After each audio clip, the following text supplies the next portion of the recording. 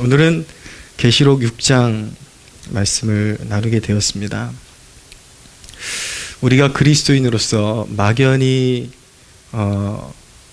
우리가 믿음 생활하면 복받을 것이다 라는 그런 개념이 아니라 이 세상의 실체와 그리고 우리가 직면해야 하는 그런 혹독한 현실을 대비하는 신앙을 갖는 것이 얼마나 지혜로운 일이겠습니까?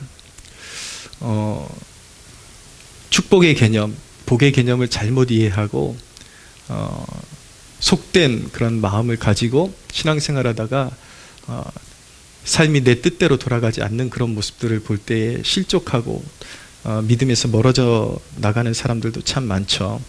그러나 신앙은 엄밀히 말하면 신앙이 시작되는 순간 어쩌면은 더 혹독한 유혹과 시험에 직면해야 하는 것일 수도 있습니다.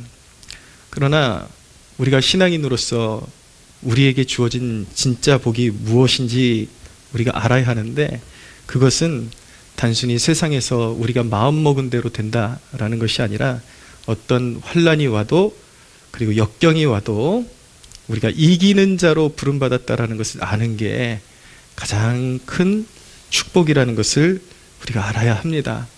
우리가 그리스도 안에서 하나님의 말씀이 주시는 지침대로 우리에게 환난이 오고 역경이 와도 그 믿음 지킬 수 있다면 우리는 넉넉히 이기는 자가 될 것입니다.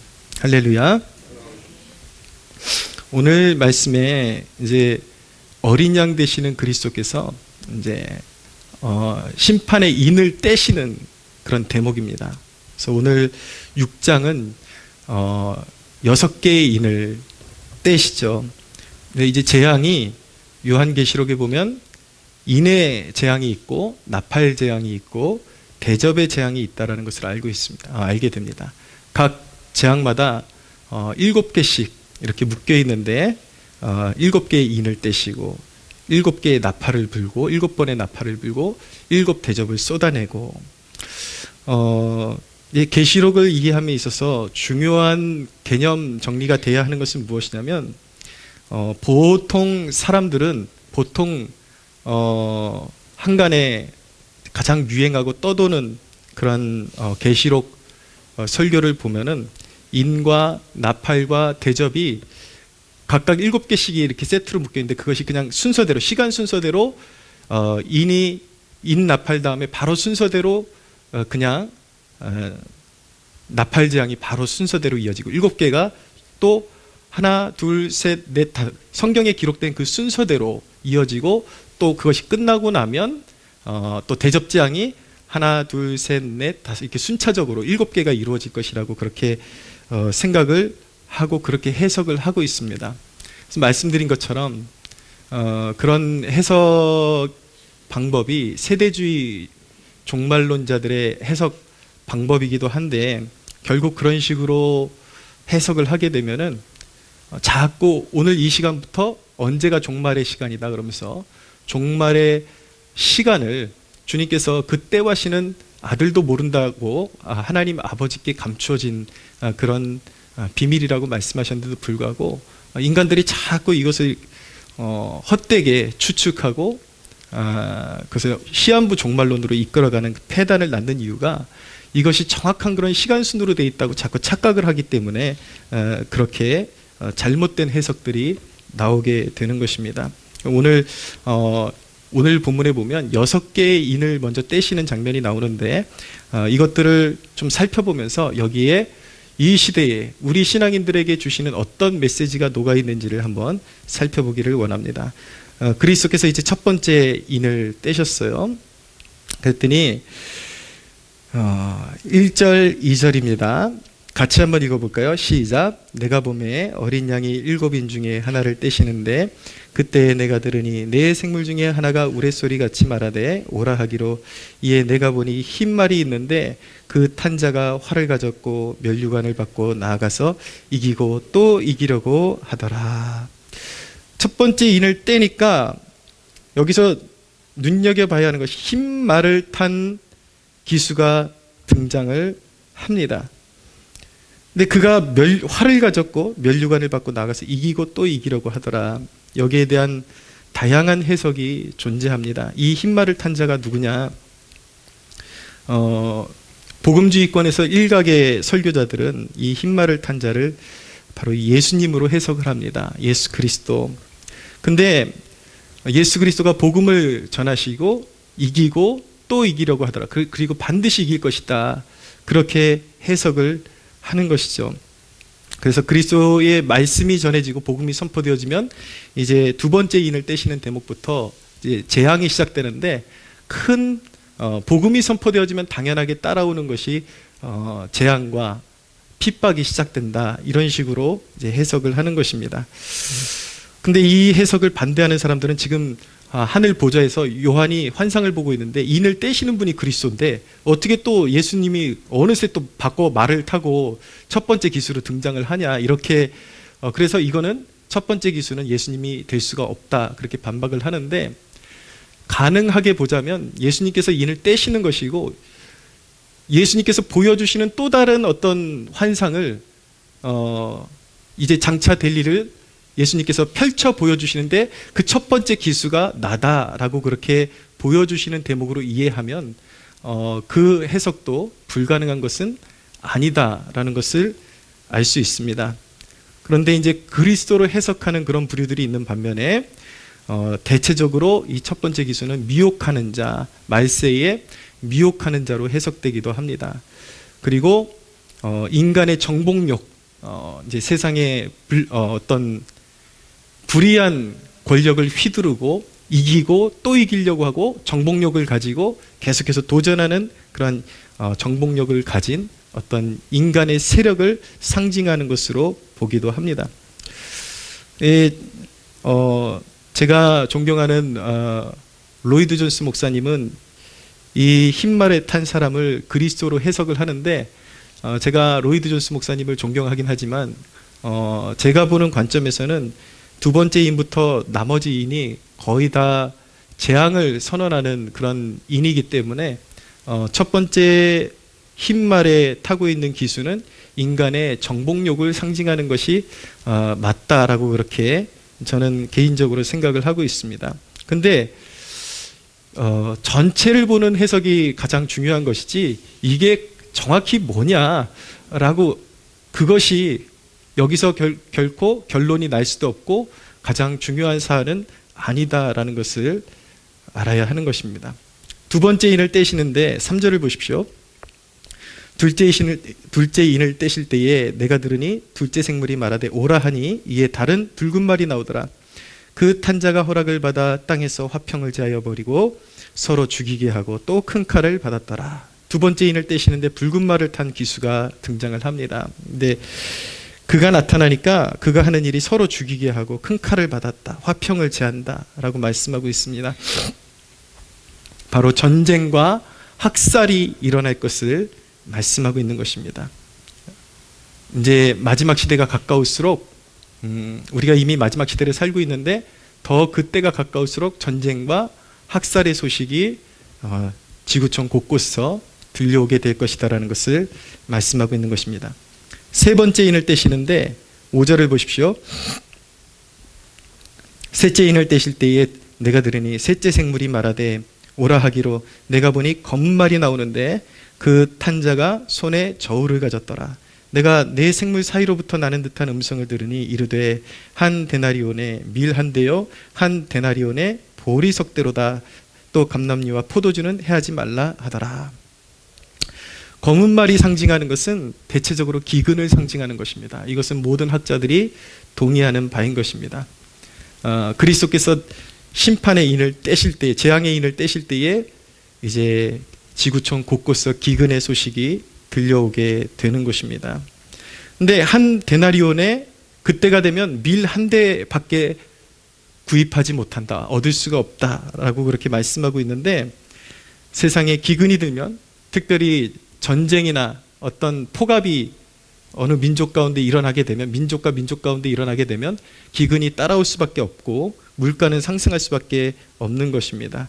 근데 한 데나리온은 노동자의 하루 품삯을 말하는 것인데, 밀 한 대는 약 1.14리터로 한 사람의 하루 양식밖에는 되지 않는 것입니다. 하루를 온종일 노동을 하고 일해가지고 벌어서 살 수 있는 것이 하루 자기 홀로 하루를 버틸 수 있는 양식을 살 수 있다라는 것입니다. 그리고 한 데나리온의 보리석대로다라는 것은 이 3쿼트는 보리를 작은 가족 하루 끼니 정도 될 수 있는 정도의 분량을 살 수 있다라는 것입니다. 정말 혹독하고 기근 가운데 굶주림에 시달리게 될 것이라는 것을 말씀하고 있는 것이죠. 그런데 정말 세상 가운데 이런 전쟁과 기근의 소식이 들려오면 물가가 급등하는 소식들, 그리고 얼마나 기근에 굶주림에 시달려야 되는지 그것은 이미 역사 가운데 증명이 되고 있습니다. 2차 세계대전 가운데 독일이 소련을 포위를 했죠. 그러니까 레닌그라드에 노동자의 하루 품삯을 아무리 노동자가 하루를 뼈가 빠지도록 부서지도록 일해도 그들이 그 품삯으로 살 수 있는 양식은 빵 한 조각이었다고 합니다. 정말 비참해지고 전쟁이 일어나면 기근이 오고 그런 비참한 지경이 되는 것입니다. 네 번째 인의 말씀이 나오는데 7절을 보십시오. 7절 이하에 보면 넷째 인을 떼실 때에 내가 넷째 생물의 음성을 들으니 말하되 오라 하기로 내가 보매 청황색 말이 나오는데 그 탄 자의 이름은 사망이니 음부가 그 뒤를 따르더라. 그들이 땅 4분의 1의 권세를 얻어 검과 흉년과 사망과 땅의 짐승으로서 죽이더라 라고 말씀하고 있습니다. 청황색 말은 전염병을 말하는 것입니다. 청황색이라는 거 여러분 그 질병으로 전염병으로 죽어가는 사람들의 그 피부색을 떠올리시면 딱 맞습니다. 푸르딩딩 해가지고 죽어가는 그들의 모습, 청황색 말은 그렇게 죽어가는 사람들의 그런 모습을 상징하는 것입니다. 근데 여기 보면은 검과 흉년과 사망과 땅의 짐승들로서 죽이니라 라고 말씀하고 있는데 여기서 특이할 만한 것은 땅의 짐승들로서 죽이더라 라는 말씀이 좀 굉장히 특이할 만합니다. 실제로 지구상에 이전부터 해서 전염병이 돌 때의 그 전염병의 매개체가 어떤 존재인가, 바로 동물을 통해서 전염병이 지구상에 퍼져나가곤 했죠. 우리가 잘 알고 있는 패스트, 흑사병이라고 그러죠. 예, 이것도 쥐를 통해서 이제 퍼져나가는 것입니다. 요번에 우리 시대에도 코로나가 유행했는데 코로나의 근원은 어디에 있습니까? 그것은 대체적으로 박쥐에서 옮겨온 것이다. 그렇게 이제 생각을 하고 있습니다. 그렇게 시대가 바뀌고 아무리 과학이 발달하고 그래도 땅의 짐승들이 매개체가 돼서 혹독한 질병을 인류에게 옮기고 수많은 사람들이 죽임을 당하게 될 것을 말씀하고 있는 것입니다. 다섯 번째 인을 보면 9절을 보십시오. 다섯째 인을 떼실 때에 내가 보니 하나님의 말씀과 그들이 가진 증거로 말미암아 죽임을 당한 영혼들이 제단 아래에 있어 큰 소리로 불러 이르되 거룩하고 참되신 대주제여 땅에 거하는 자들을 심판하여 우리 피를 갚아주지 아니하시기를 어느 때까지 하시려 하나이까 하니 각각 그들에게 흰 두루마기를 주시며 이르시되 아직 잠시 동안 쉬되 그들의 동무종들과 형제들도 자기처럼 죽임을 당하여 그 수가 차기까지 하라 하시더라 라고 말씀하고 있습니다. 다섯 번째 인을 떼니까 거기에 등장하는 것은 심판이, 재앙이 거기서 펼쳐지는 것이 아니라 예수 그리스도의 이름으로 말미암아 핍박을 받아서 죽임을 당한 순교자들, 그리고 끝까지 신앙을 지켜서 주님 품에 안겨있는 영혼들의 그림이 그려지고 있는 것입니다. 그러니까 이 대목만 봐도 이 인을 떼시고 나팔을 불고 이런 중간중간에 이런 장면이 계속 반복이 됩니다. 그래서 이게 시간 순으로 어떤 사건을 기록하고 있는 것이 아니라 주님께서 보여주시는 어떤 메시지가 있다는 것을 분명하게 알게 되는 것이죠. 심판이 진행되고 혹독한 그런 핍박이 그리스도인들에게, 세상의 심판은 또한 그리스도인들에게는 핍박으로 다가올 수 있는데, 그 핍박이 진행되는 그 중간에도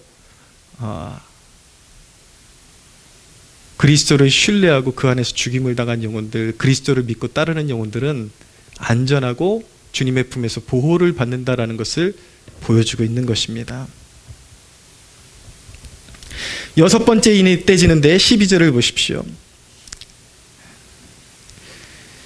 내가 보니 여섯째 인을 떼실 때에 큰 지진이 나며 해가 검은 털로 짠 상복같이 검어지고 달은 온통 피같이 되며 하늘의 별들이 무화과 나무가 대풍에 흔들려 설익은 열매가 떨어지는 것 같이 땅에 떨어지며 하늘은 두루마리가 말리는 것 같이 떠나가고 각 산과 섬이 제자리에서 옮겨지매 라고 말씀하고 있습니다. 여섯 번째 인이 떼지니까 천지지변이 일어나게, 천체가 움직이고 별이 떨어지고 우주가 이제 종말을 맞이하게 되는 그런 역사를 맞이하게 되는 것입니다. 여러분, 그렇게 이제 마지막 천체가 재앙을 받고 완전히 막 우주가 격변이 일어나고 종말이 일어날 때에 어떤 두려워 떠는 자들이 있는데 15절을 보십시오. 땅의 임금들과 왕족들과 장군들과 부자들과 강한 자들과 모든 종과 자유인이 굴과 산들의 바위의 틈에 숨어 산들과 바위에게 말하되 우리 위에 떨어져 보좌에 앉으신 이의 얼굴에서와 그 어린 양의 진노에서 우리를 가리라. 그들의 진노에 큰 날이 이르렀으니 누가 능히 서리요. 이제 마지막 심판에 여기서 말씀하는 임금들과 왕족들과 장군들, 그리고 부자들, 이런 것들은 단순히 정치인들이 심판받을 것이다, 부자들이 심판받을 것이다, 그런 것이 아니라 부와 권력을 가지고 하나님을 대항하고 하나님을 믿지 않고 핍박하는 그 대열에 함께했던 모든 자들이 결국은 종말의 날에 큰 환난을 받아 영원한 멸망의 길로 들어서게 될 것이라는 것을 말씀하고 있는 것입니다. 여러분 보십시오. 이미 이 여섯 인을 떼는데 여러 가지 재앙을 통해서 천지지변까지 일어나고 천체가 망하고 완전히 인류가 붕괴되는 장면까지 나타나고 있는데, 이 인재앙이 끝난 다음에, 7가지 재앙이 끝난 다음에 다시 나팔재앙으로 돌아간다는 것은 어떤 이야기와 같으냐면 이미 망했던 지구를 다시 복구시켜서 또 다시 첫 번째 재앙부터 다시 시작한다라는 그런 그림이 나오는 것입니다. 말이 안 되는 것이죠. 그러니까 이것은 단순히 시간순으로 되어 있는 것이 아니라 이것을 통해서 우리 시대에 주시는 어떤 특별한 메시지를 전달하기 위해서 세 가지 부류의 어떤 장면으로서 우리에게 어떤 메시지를 전달하고 있다는 것을 알게 되는 것입니다. 이것은 정확한 시간순의 어떤 재앙의 순서를 보여주는 것이 아니라, 쉽게 여러분들에게 말씀드리면 우리 몸이 완전히 이제 파괴되는 때가 있는데 그 전에 심장부터 망가질 수도 있고 위장부터 망가질 수도 있고 각 부위의 어떤 장 기관이 망가질 수 있는데, 그것을 순서대로 표현한 것이 아니라 그 기관이 어떤 순서대로 어떻게 심화되면서 파괴될지를 보여주는데, 마지막 날에 그것이 순서대로가 아니라 그런 심판들이 산발적으로, 그런 처음에는 경고하는 수준에 시작해서 점점 그 심판이 심화되고 완전한 멸망으로 가게 되고, 마침내는 국지적으로 그런 심판의 어떤 형태가 이루어지다가 종말엔 온 몸이 부서지고 종말을 맞이하게 될 것이라는 그림을 보여주고 있는 것입니다. 근데 여러분, 이 대목이 굉장히 생소한 대목 같지만 우리 주님께서 이미 말씀하신 대목을 되풀이하고 있는 것입니다. 누가복음 21장 10절에서 11절에 보면 이렇게 말씀합니다. 또 이르시되 민족이 민족을, 나라가 나라를 대적하여 일어나겠고, 지금 이 인을 떼는데 전쟁이 일어난다고 분명히 말씀드렸죠.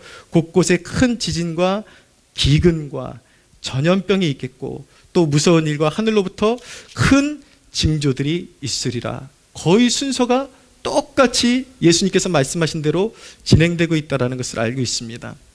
알게 됩니다.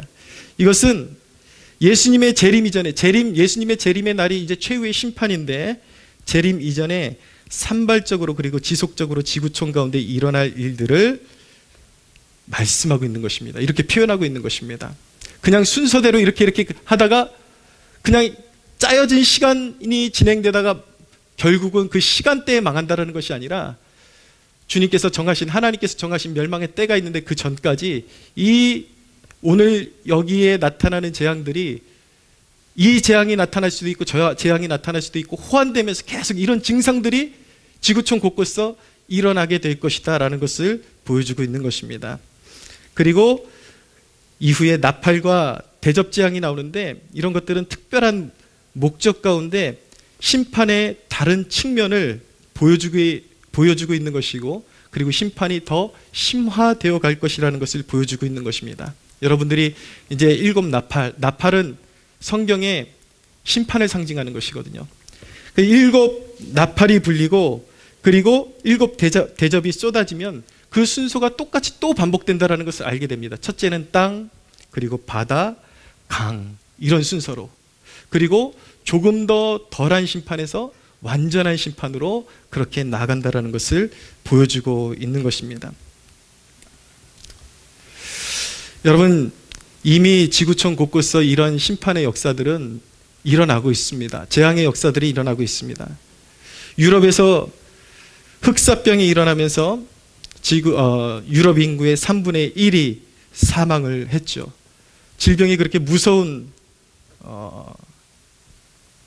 인류에게 재앙을 내리는 것입니다. 코로나 기간을 우리가 보내고 있는데, 물론 코로나 통계가 좀 확대되고 다른 질환을 가지고 있는 사람들이 코로나 환자로 사망한 것으로 그렇게 분류가 된 의심도 있지만, 여하튼 간에 제가 며칠 전에 한국경제신문을 보니까 12월 8일 기사입니다. 지구촌 가운데 코로나로 영향을 받아서 사망한 사람들의 수치를 보니까 약 1,800만 명이 죽임을 당했다고 합니다. 근데 우리가 이 대목에서 유의해서 봐야 되는 것은, 지구촌 곳곳에 그런 질병과 어떤 재앙이 일어날 때에 그리스도인들을 향한 핍박이 동반되는 특징을 우리는 잘 봐야 하는 것입니다. 그것이 매우 중요합니다.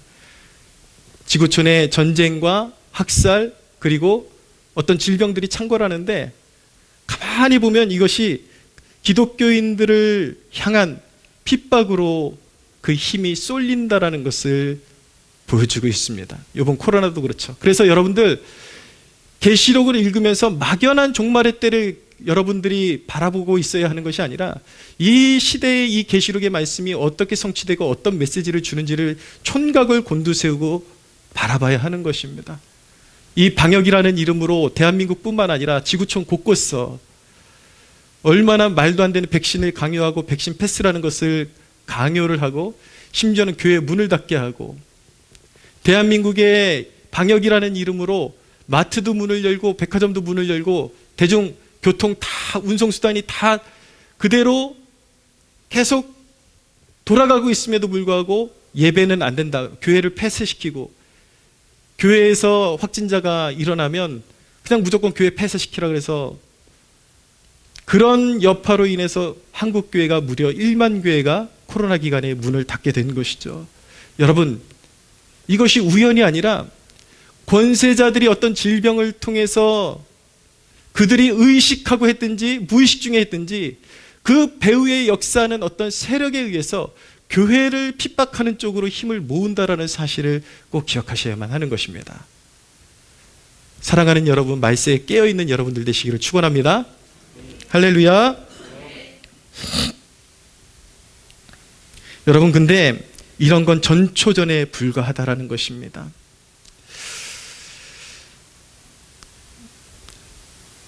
여러분, 이미 인류에게는 세계대전이 있었죠. 그 세계대전이 보여주는 것은 무엇이냐면 혹독한 심판의 경고인 것입니다. 그림자인 것입니다. 이거보다 더한 심판이 인류에게 다가올 것이다라는 것을 보여주는 케이스가 바로 세계대전인 것입니다.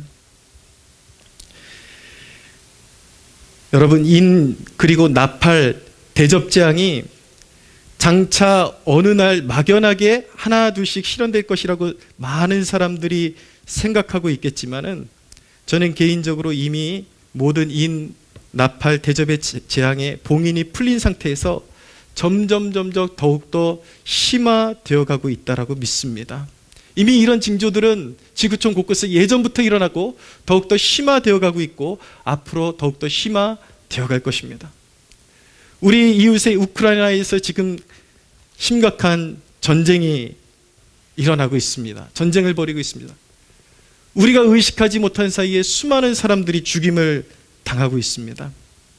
그럴 때 수많은 사람들이 그 일을 남의 일처럼 생각하고 내 일이 아니라고 생각하고, 그들은 어쩌다 저런 불행한 나라에 태어나서 무슨 죄가 있길래 저렇게 불행 가운데 살아야 하나, 그렇게 관망하듯이 볼 수 있지만, 주님께서 계시록을 통해서 말씀하는 것은 무엇이냐면 그 전쟁이 그들에게만 속한 것이 아니라 인류 전체에게, 이 땅을 살아가는 모든 인류에게 임할 심판의 전조곡이다라는 것을 꼭 기억하라고 말씀하고 계시는 것입니다. 누가복음 13장 4절에는 이런 말씀이 있습니다. 예수님께서 말씀하신 것입니다. 또 실로암에서 망대가 무너져 치어 죽은 18사람이 예루살렘에 거한 다른 모든 사람보다 죄가 더 있는 줄로 아느냐. 너희에게 이르노니 아니라 너희도 만일 회개하지 아니하면 다 이와 같이 망하리라 라고 말씀하고 있습니다. 지구촌 곳곳에 일어나는 학살, 전쟁, 이것은 그들이 더 죄가 많기 때문에, 불행하기 때문에 그런 고통을 당하는 것이 아니라 하나님의 섭리 가운데 그들이 앞서서 심판을 받고 있지만, 분명한 것은 온 인류가, 그리고 오늘날 이 땅을 살아가는 교회가 하나님 앞에 영적으로 순결해지지 않고 회개함을 이루지 않으면 언젠가는 너희 모두도 이런 재앙을 받게 될 것이다. 그러므로 회개하라는 경고를 주고 계신 것입니다. 아멘. 사랑하는 여러분, 저는 지구촌 곳곳에 일어나는 이런 재앙들도 하나의 계시 역할을 한다라고 믿습니다. 성경에 보면 자연도 하나의 계시라고 말씀하고 있습니다. 로마서가 이 자연이 일반 계시로서 구원받게 하는 계시는 아니지만, 성경은 특별 계시로서 인간에게 구원에 이르는 지혜를 주는 것이지만, 자연은 온 천지 만물의 섭리를 통해서 하나님이 살아계시고 하나님이 창조주이시고 심판주가 살아계시는 것을 보여주는 것이 바로 자연의 기능이다라고 말씀하고 있는데, 저는 곳곳에 일어나는 재앙과 전쟁과 기근 또한 이런 계시의 역할을 해주는 것이라고 믿습니다. 그것은 무엇인가? 심판이 있다라는 사실을 인류 가운데 깨닫게 해주는 것입니다. 심판주가 있다라는 것, 인류가 과학의 진보를 믿고 자기의 잘남을 믿고 하나님을 대적하고 살고 하나님 없이 살고 하나님을 예배하지 않고 살다가 결국에는 이런 재앙에 떨어지고 말 것이라는 것을 가시적으로 보여주고 선행적으로 보여줘서 하나님의 두려우심을 알게 하는 계시성의 사건들이 바로 재앙인 것입니다. 그리고 그 재앙들이 하는 일은 무엇입니까? 인생의 허무함을 깨닫게 해서 인생들을 낮추시는 역할을 하는 것입니다. 로이드 존스 목사님은 전쟁과 하나님의 주권이라는 책에서 그렇게 어필했습니다. 왜 전쟁을 허락하시는가? 왜 혹독한 전쟁이 인류에게 있어야만 하는가라는 질문을 던졌을 때 그것에 대한 신학적인 답변은 바로 이것입니다. 평소 인간이 전혀 생각지 못했던 것을 하나님은 전쟁을 허락하심으로 말미암아 그 전쟁의 날에 인간의 연약함과 교만함을 깊이 생각하게 하신다라는 것입니다. 왜 인류에게 혹독한 재앙이 올 수밖에 없고 꼭 있어야 하는가? 인간에게 좋은 말로써 하나님께 돌아오라고 말하면 인간은 교만해서 하나님의 경고의 말씀을 듣지를 않습니다. 그러니까 너무나도 하나님 앞에 오만하고 자기의 잘난 맛에 살고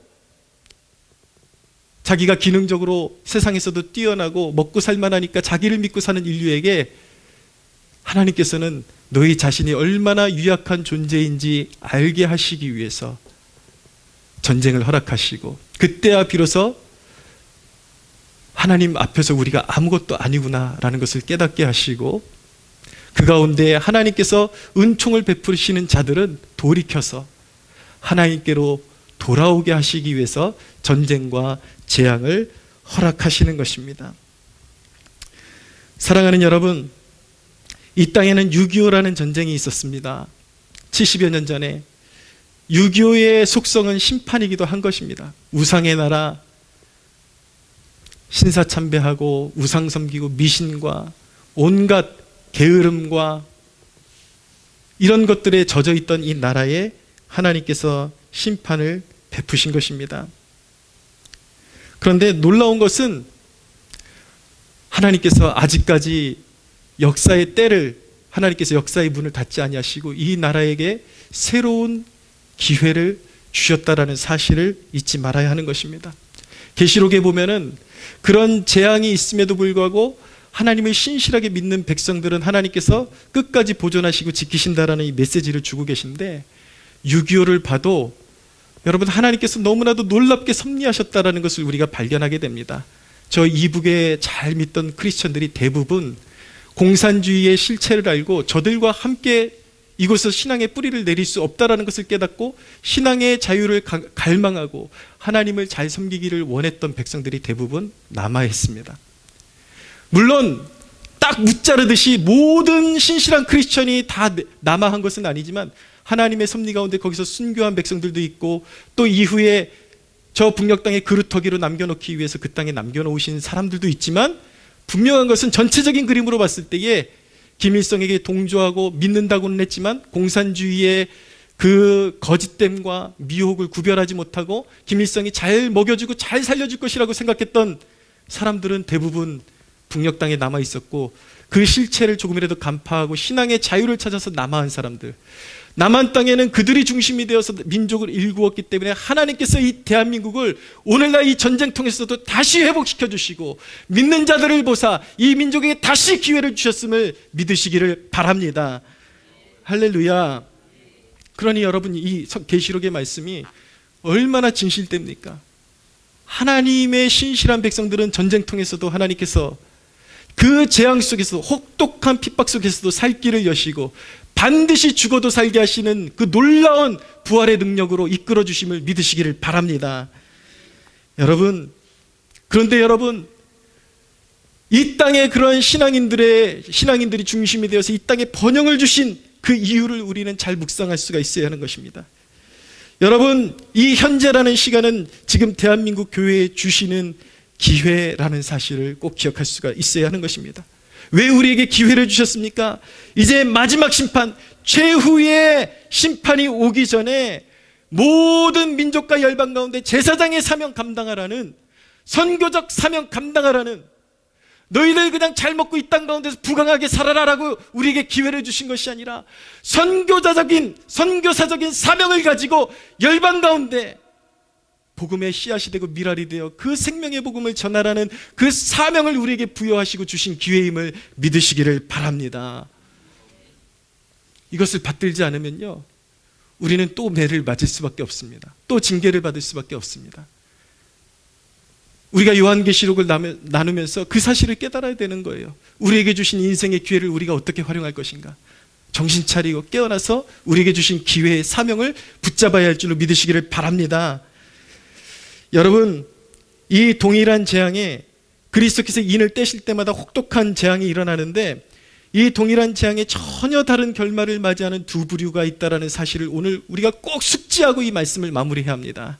재앙이 일어나는데 9절에서 11절을 보십시오. 다시 한번 읽어보겠습니다. 9절에서 11절 같이 읽겠습니다. 시작.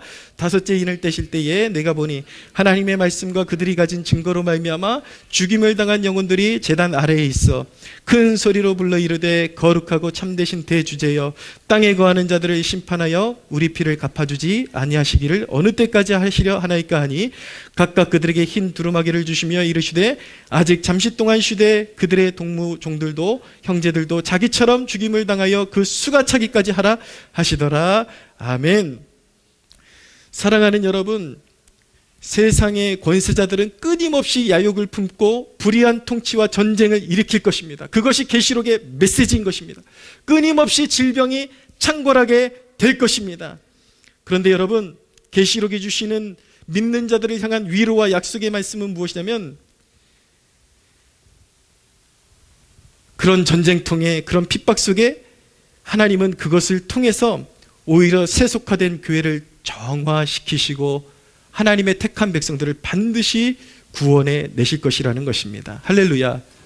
구약 성경에도 보면 정신 차리지 못하는 이스라엘 백성들을 바벨론 포로기로 보내셔서 그 포로기 가운데 영적으로 정결하게 하셔서 다시 예루살렘으로 돌아오게 하시는 것처럼 하나님께서는 하나님의 계획 속에 품으시고 손바닥에 그 이름을 새기신 백성들을 세상의 재앙과 전쟁과 기근이 있겠지만 그들을 버리지 아니하시고 그들을 새롭게 빚어서 거룩하게 하시고 주님의 이름에 합당한 그런 자녀들로 일으켜 세우심을 믿으시기를 바랍니다. 여러분은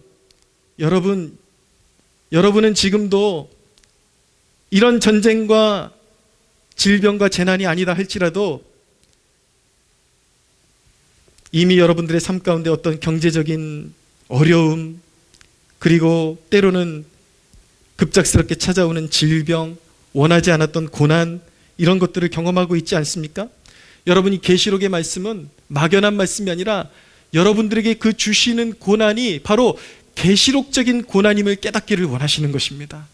그것을 통해서 장차 큰 환난 받지 말고 그런 어려움을 통해서 정신 바짝 차리고 깨어서 주님께로 더 안기고 주님께로 더욱더 가까이 다가오는 순결한 주님의 신부로 준비시키기 위해서 주시는 계시록적인 고난임을 깨닫는 여러분들 되시기를 축복합니다.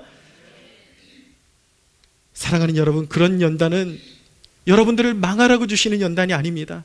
여러분들을 연단하셔서 불멸의 생명을 주시고자 하시는 하나님의 섭리임을 깨닫기를 바랍니다. 그러니 여러분, 조금 고통이 왔다고 불평하지 말고 회개하여 주님께 복종하는 여러분들 되시기를 축원합니다. 믿는 우리는 마침내 주님의 보좌 아래서 이렇게 순교자들처럼, 그리고 신앙을 지키다 주님의 보좌 아래서 보호를 받는 이 그림처럼 저와 여러분 모두는 믿음을 지킬 때 이런 주님의 영원한 보호를 받게 될 것입니다. 할렐루야. 그러나 또한 부류의 그림을 봐야 되는데, 핍박자들은 어떻게 되는가? 제가 말씀드리는 핍박자는 노골적으로 앞장서서 기독교를 멸하려는 사람들 뿐만 아니라 믿지 않는 자, 교회를 참소하던 자들, 사람 인간적으로는 성품이 좋은 것 같고 선행도 많이 베푸는 것 같은데 은연중에 교회를 헐뜯고 하나님 얘기만 나오면 눈을 부라리고 싫어했던 사람들이 어떻게 되는가? 여러분, 그것이 바로 15절 이하의 내용인 것입니다. 그들은 마지막 심판의 날에 두려워 떨면서 산들과 바위에게 말하되 우리 위에 떨어져서 보좌 위에 앉으신 이의 얼굴에서 우리를 좀 가려줘라. 마침내 멸망하고 마침내 꺼지지 않는 불 속에서 고통받는 자들이 될 것입니다. 할렐루야. 사랑하는 여러분, 주님이 여러분들의 삶 가운데 순결하게 믿으라고 걷어가신 것들이 있을 것입니다. 그런데 여러분들의 삶 가운데 그 헛된 영화를 되찾기 위해서 바보같이 살고 있지는 않습니까? 사랑하는 여러분, 여러분들이 너무나도 애지중지하던 것들을 걷어가신 주님의 마음을 깨닫는 축복이 있게 되기를 바랍니다. 순결한 제사장이 되십시오. 할렐루야. 우리가 이곳에 존재하는 이유는 순결한 제사장이 되어서 선교사적인 사명을 받들고 복음을 증거하고 중보의 미랄이 되어서 주님을 따르라고 우리를 이곳에 남겨두셨음을 믿으시기를 바랍니다. 우리가 순결한 제사장의 사명을 감당할 때에 주님께서는 약속하시는 대목이 있습니다. 먼저 그의 나라와 그의 의를 구하라. 그리하면 이 모든 것을 너희에게 더하시리라. 할렐루야. 비록 환난이 있지만 믿는 자는 반드시 승리할 것이고, 여러분들이 죽기까지 순종하면 오히려 하늘의 상급으로 넉넉하게 베푸시는 그 은혜를 발걸음마다 경험하게 될 것입니다. 할렐루야. 마침내 승리하는 여러분들 되시기를 주 예수의 이름으로 축원합니다. 우리 하나님께 영광의 박수 올려드리겠습니다.